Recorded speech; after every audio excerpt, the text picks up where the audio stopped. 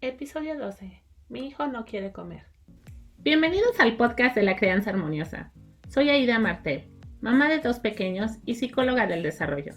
A través de la crianza podemos transformar el mundo. Acompáñame cada semana para ver esta transformación en nosotros mismos y disfrutar al máximo a nuestros pequeños. Hola mamás y papás, estoy muy contenta de estar de nuevo con ustedes para hablar sobre niños explosivos. Les voy a ser honesta que saqué este título porque he estado viendo cuáles son los videos más vistos en cuentas de crianza en YouTube y me parece muy interesante los términos que utilizamos. Este video sobre el niño explosivo, el niño manipulador, los adjetivos que utilizamos, se vuelve muy interesante ver cómo las propias definiciones que estamos dando y las propias etiquetas nos hablan del problema, de lo que está pasando. El cómo vemos al niño define mucho lo que vamos a hacer al respecto de los problemas que estamos viendo y también de los cambios que podamos ver en ellos, que tan rápido puedan sanar y que tan rápido esas conductas puedan evaporarse, irse. Cuando un niño llega a consulta con sus papás, es muy interesante, pero no hay niño que llegue a consulta que uno sienta que es un niño malo o un niño que a propósito esté teniendo todas estas conductas. Los niños se portan bien si tienen las habilidades para hacerlo.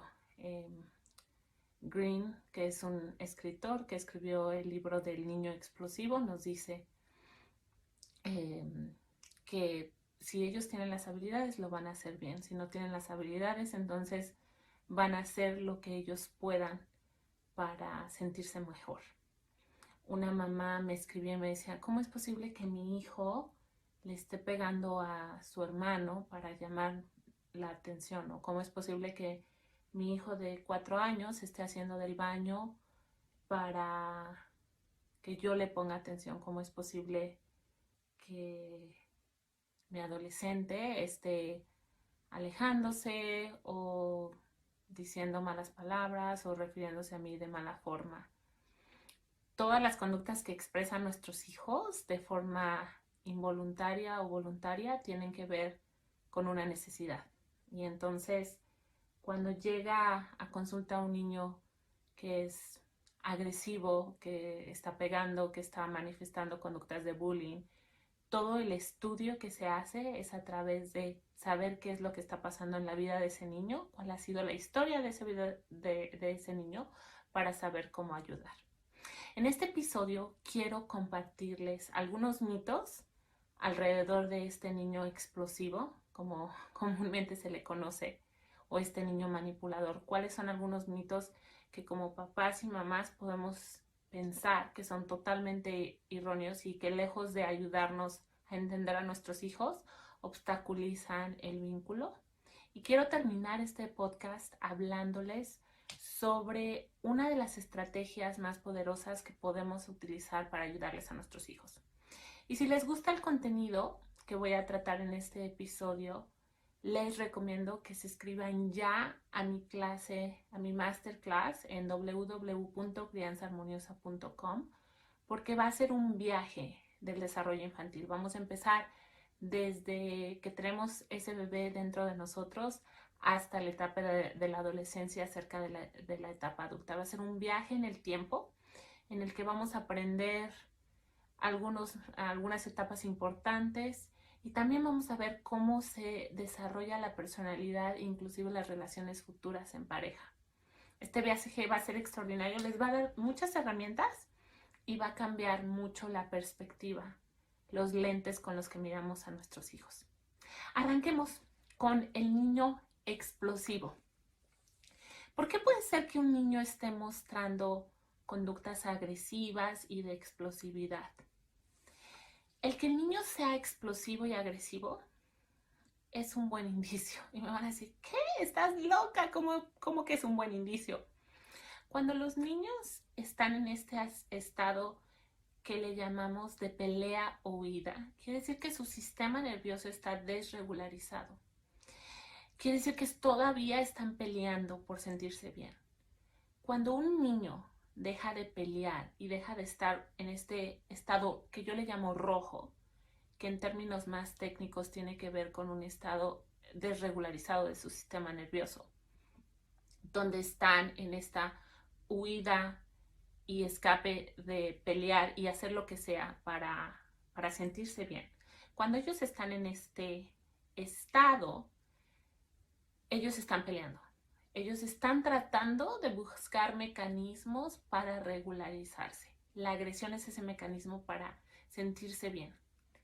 Cuando un niño deja de mostrar agresión, quizá porque vive en un ambiente familiar de mucho maltrato, hay golpes, hay amenazas, hay gritos, puede pasar dos cosas. Si seguimos gritando y si seguimos pegando y si seguimos amenazando, castigando, su sistema nervioso siempre va a estar en este estado de alerta y pelea. Siempre va a estar activado, nunca va a descansar. Entonces son niños que constantemente están segregando cortisol, la hormona del estrés, en su sistema nervioso constantemente porque no hay un ciclo. Nosotros los seres humanos no estamos diseñados para vivir con estrés constantemente. Entonces, si estamos viviendo en este ciclo constante, en donde nuestro sistema nervioso no llega a relajarse, son niños que al estar segregando constantemente cortisol en su sistema nervioso, al estar constantemente en alerta, todo es una amenaza, nunca van a descansar. Ustedes probablemente han visto imágenes del cerebro que muestran un cerebro sin maltrato y un cerebro con maltrato, y ustedes pueden ver cómo las conexiones neuronales en un cerebro que ha sido maltratado son mucho menores que en un cerebro sin maltrato. Es realmente impactante ver esas imágenes. Si ustedes buscan en YouTube, inclusive en Google, nada más haciendo una búsqueda, cerebro de niño maltratado versus no maltratado, ustedes pueden ver las diferencias. Es impactante, es realmente impactante. El que nosotros utilicemos estos mecanismos hace que nuestros hijos estén en esta pelea. Imagínense cuando estaban los cavernícolas, nuestro cerebro evolucionó porque tuvimos que defendernos de todos los peligros que había, y entonces era un constante huir y escapar y pelear. Cuando un niño es agresivo, su sistema nervioso está tratando de defenderse. El ambiente en el que está es muy peligroso, es un ambiente que no lo deja relajarse. Y al hacer un ambiente muy peligroso, el niño no descansa. Y al no descansar, está constantemente peleando. ¿Por qué dije que es una buena noticia cuando esto pasa? Porque nuestros niños puede llegar un momento en que se dan por vencidos, en el que ellos dicen luchar es muy peligroso, entonces lejos de seguir peleando y de mostrar conductas agresivas, pasan de este estado hiper vigilante a un estado hipo. Y en un estado hipo es cuando los niños empiezan a manifestar estados ansiosos depresivos. Y entonces es cuando todo se vuelve negro y oscuro. Y es muy impactante porque entonces ellos empiezan a ver todo literalmente como si fuera un mundo negro. Les voy a enseñar aquí en este libro de Cristina Cortés que ella escribió, que se llama ¿Cómo puedo salir de aquí?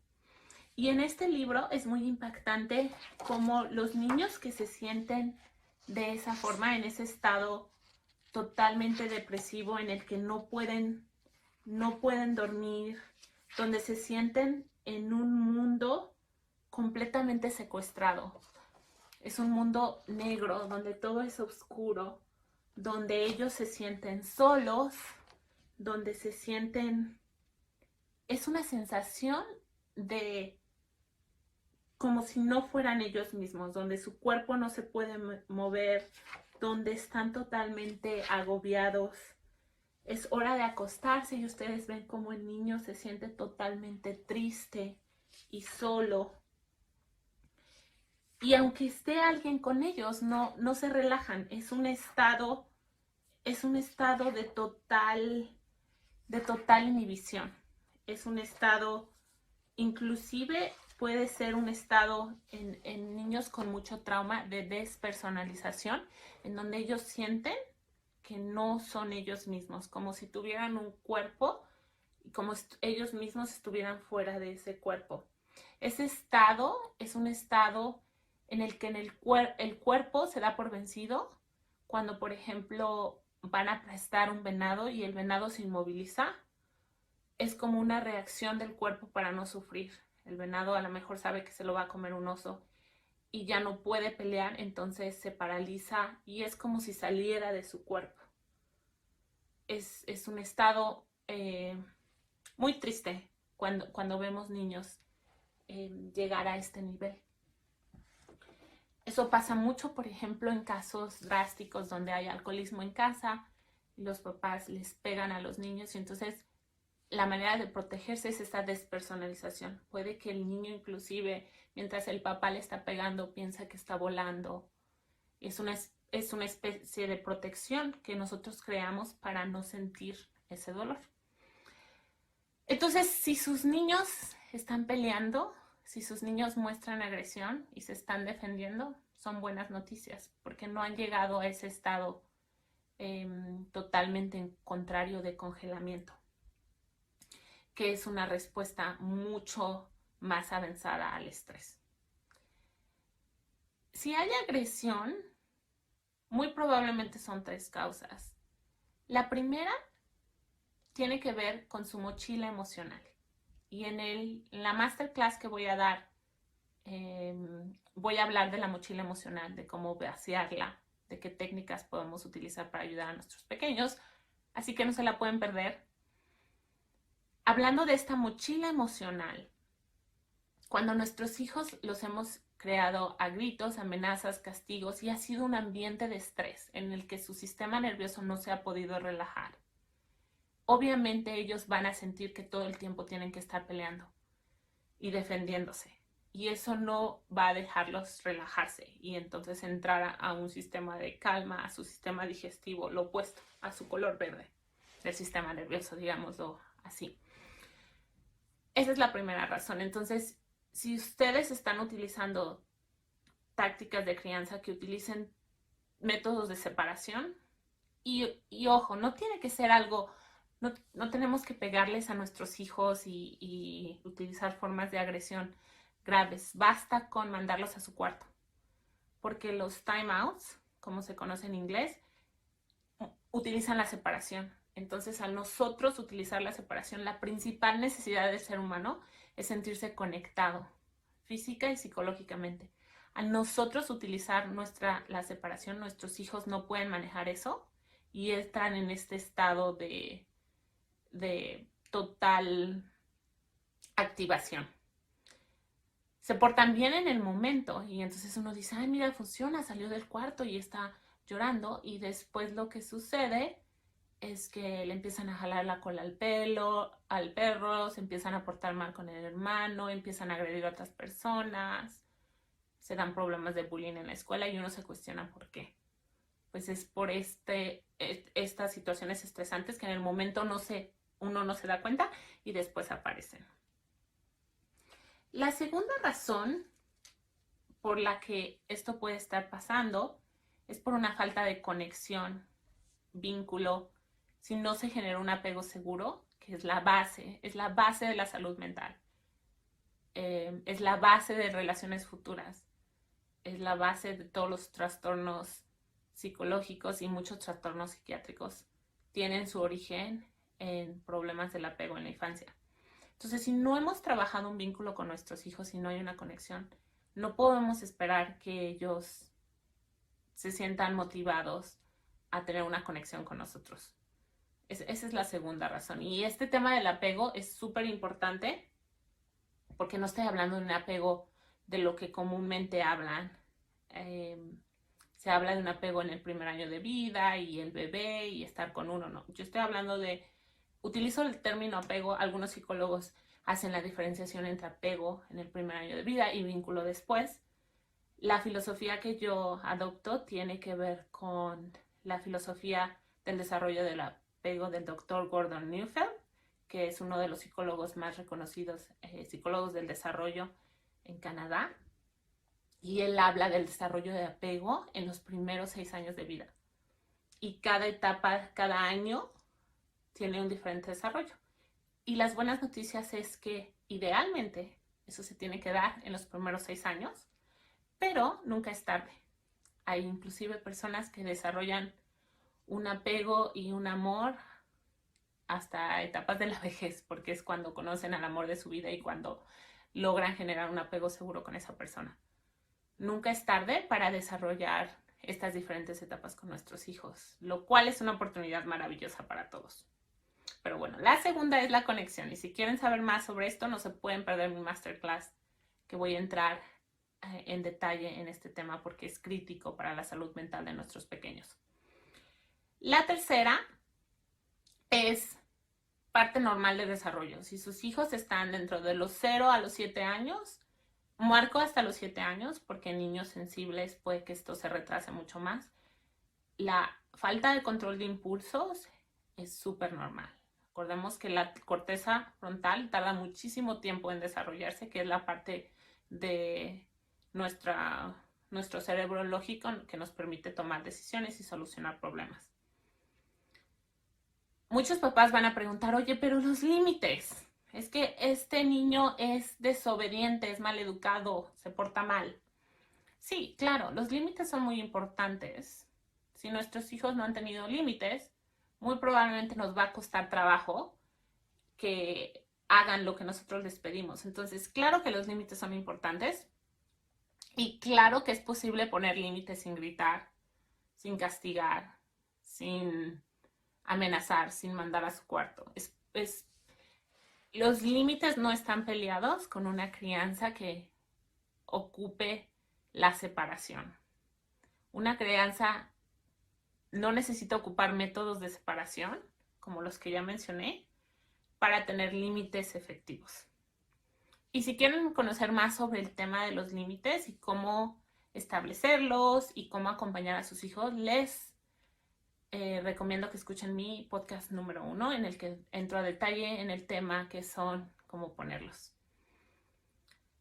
Si no hay límites establecidos en su casa, obviamente tenemos que desarrollarlos, pero es posible acompañar las emociones de nuestros hijos y poner límites.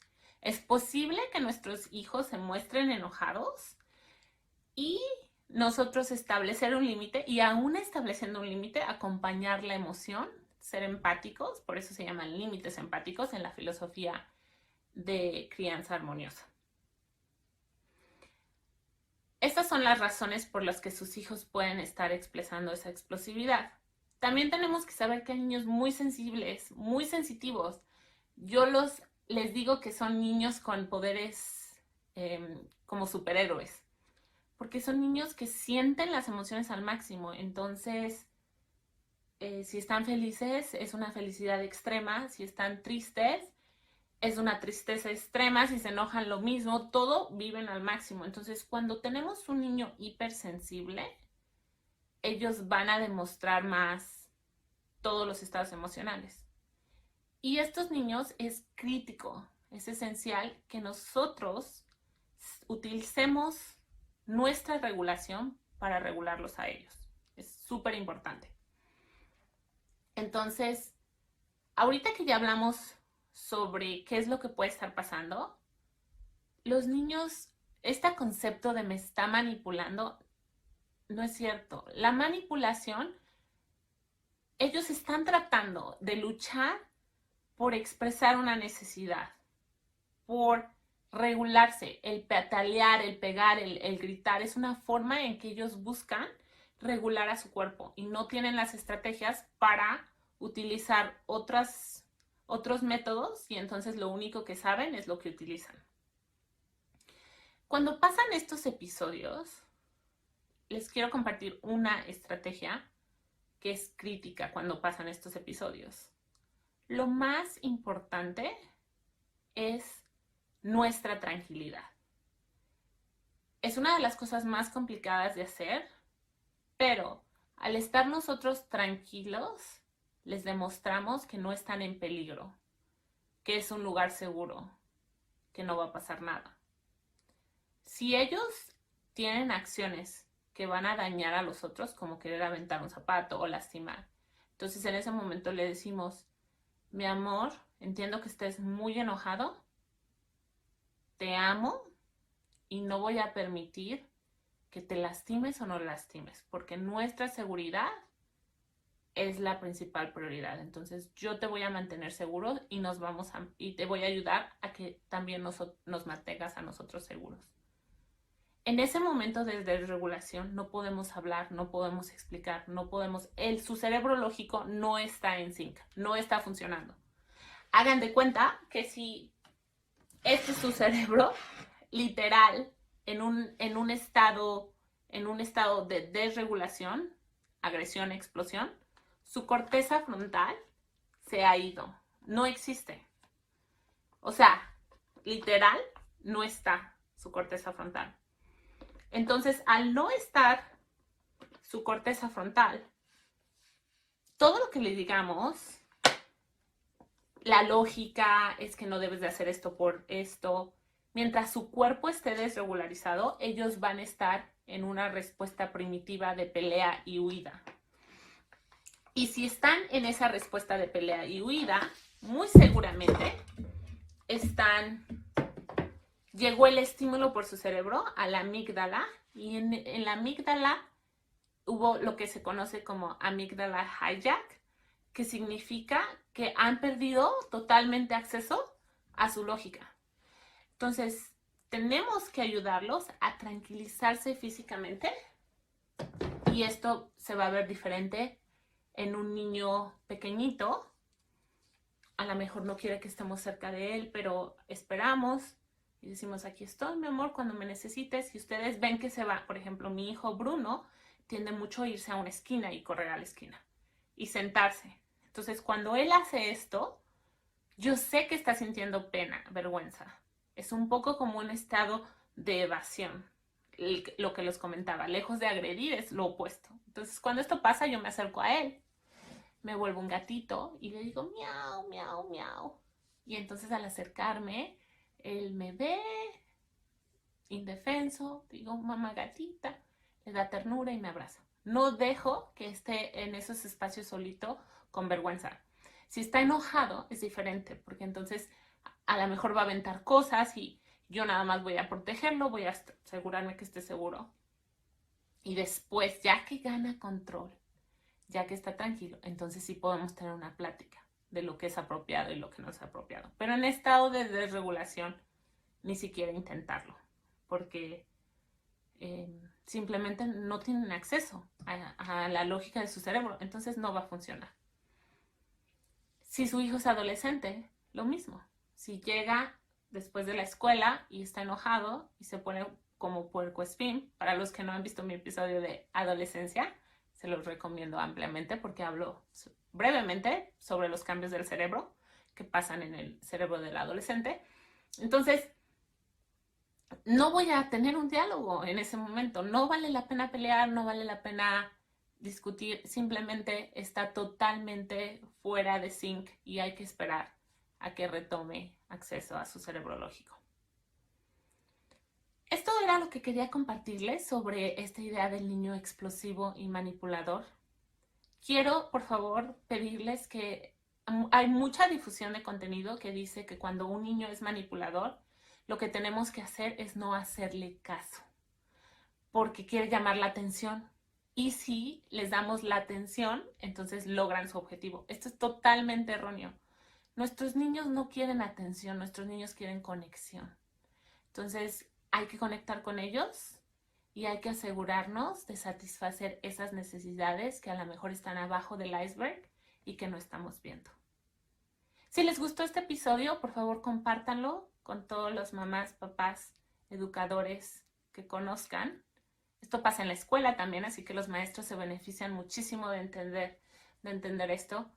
Si conocen psicólogos que están recomendando totalmente lo contrario, que a lo mejor les haga falta orientación sobre desarrollo infantil, apego, neurociencia, porque hay diferentes corrientes. Entonces todavía hay gente que se quedó en el conductismo, en tratar la conducta sin ver qué onda con el cerebro, las emociones y todo lo demás. Entonces, compártanlo con todas las personas que conozcan y será un placer compartir este espacio la siguiente semana en un nuevo episodio. Cuídense mucho, muchos besos. Si disfrutas del contenido de este podcast, estoy segura que te encantará mi masterclass, las 3 claves para tener una crianza armoniosa. Esta clase te ayudará muchísimo a entender a tus hijos y te dará los fundamentos para que la temida etapa de la adolescencia sea mucho más sencilla. Puedes registrarte de manera gratuita en www.crianzaarmoniosa.com. Será un placer conocerte y resolver tus dudas. Nos vemos pronto.